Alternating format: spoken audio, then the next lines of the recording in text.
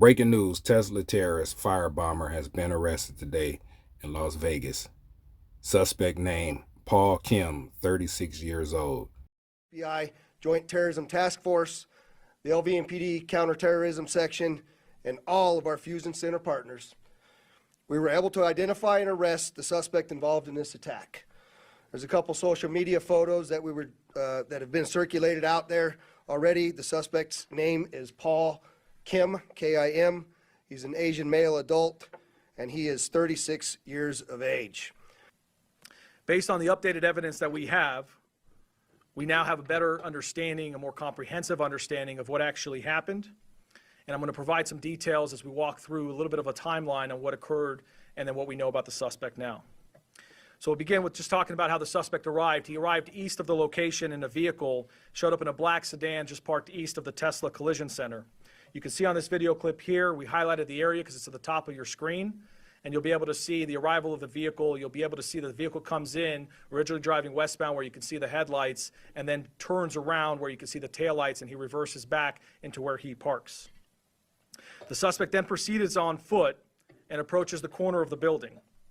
As you've seen before and as you've probably heard, and certainly as we're showing today, he attempted to mask his identity by wearing black attire, concealing his face, and wearing gloves.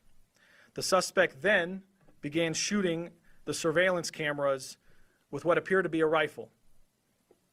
You can see an image here of the suspect pointing the rifle towards a camera. At least 2 surveillance cameras were damaged by gunfire. And then upon shooting the cameras, the suspect proceeded to the front doors of the Tesla, and he began spray painting the words "resist" across the doors. I'll let this video play because you'll get a better shot of the suspect. You can see his description as he goes across the clear doors there, committing his act of crime.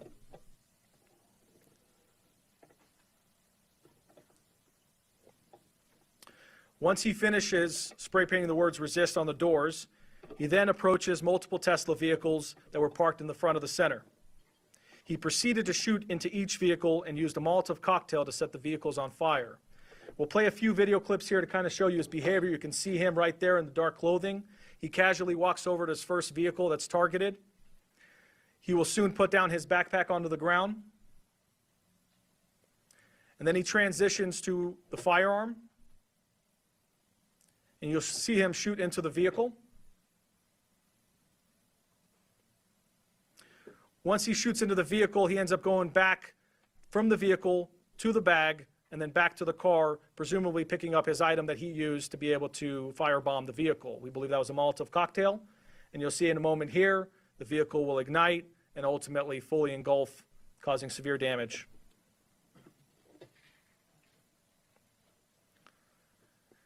The suspect then continues on to a second vehicle, and you can see here he's on to the second target. He'll do very similar behavior where he shoots into the vehicle, he goes into the backpack, retrieves an item, and ultimately you'll notice here that he ends up getting the second vehicle on fire as well.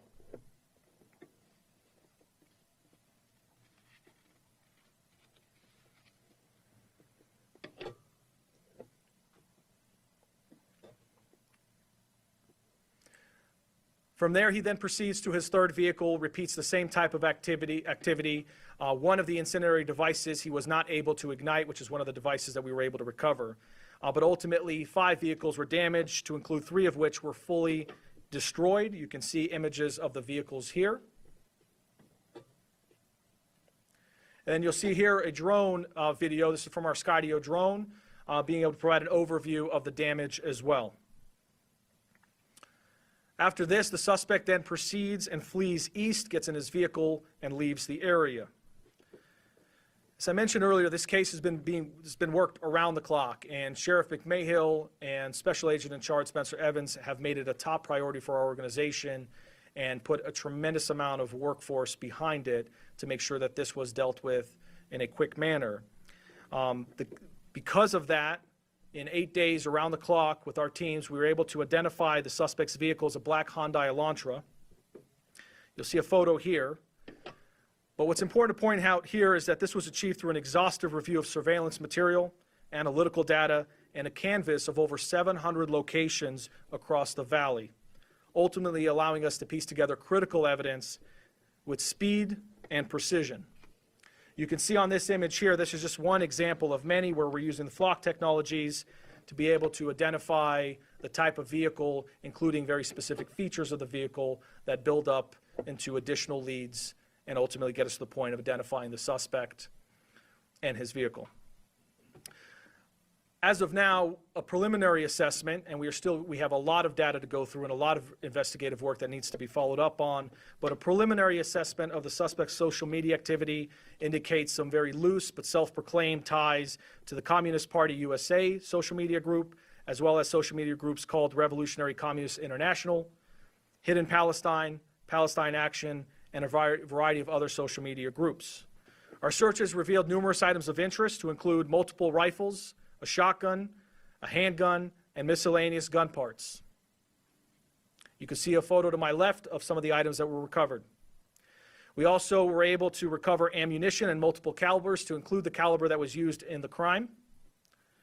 We also recovered numerous electronic devices, which our partners at the FBI are quickly analyzing. We also recovered a black gun belt with a pouch that had pink paint residue on it. You can see a photo of that to my left, as well as a black backpack with pink paint, face masks, and other articles of clothing that are consistent with the suspect's description. We also recovered other key pieces of evidence that we're still evaluating at this time that do connect the suspect to this attack.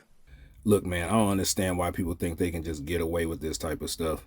With all the cameras out here in this world, all they have to do is follow the tracks. You know what I'm saying?